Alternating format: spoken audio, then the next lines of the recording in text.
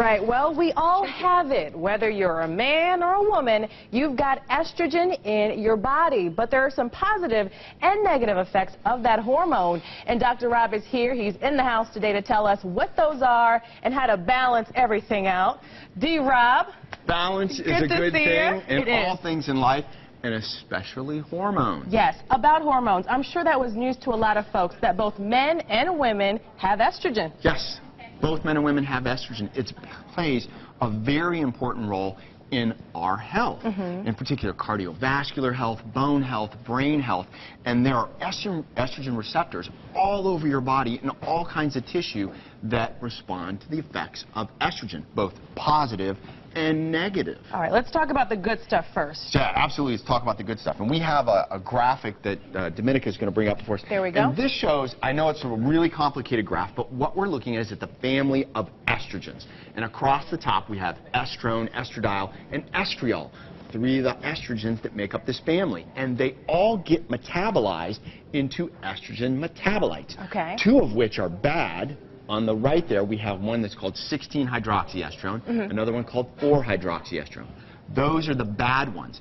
4-hydroxyestrone is actually genotoxic. It changes the genetic makeup of your cell and causes cancer.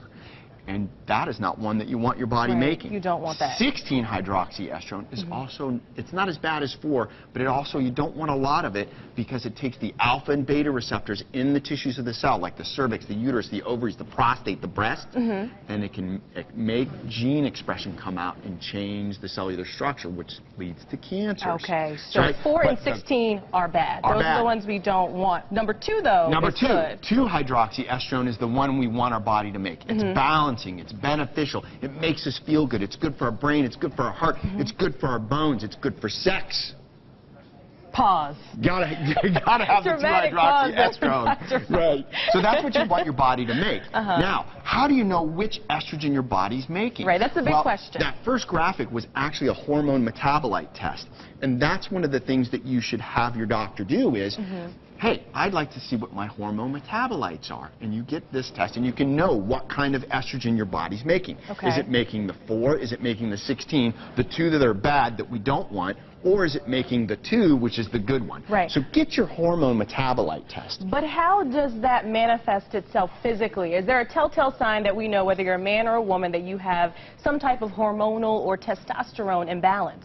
Yes, there is a way that we can tell for women, depending on where they're at with their age and their cycle. You could have estrogen excess, which can lead to weight gain and moodiness and irregular periods. And for men, it can lead to weight gain and moodiness as well, and decrease of libido if they have too much estrogen. So it does affect men and women in different ways. Now, there's ways that we can correct that. One of the biggest things that you can do is stop smoking. Smoking kills. No-no. It's terrible for your entire body, so stop smoking.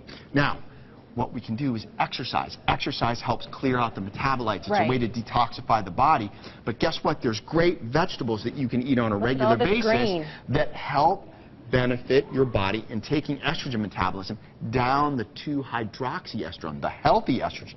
That's the cruciferous vegetables, cauliflower, broccoli, Brussels sprouts, and the superfood that hides in your grocery store that not too many people know about. What's that? Broccoli sprouts.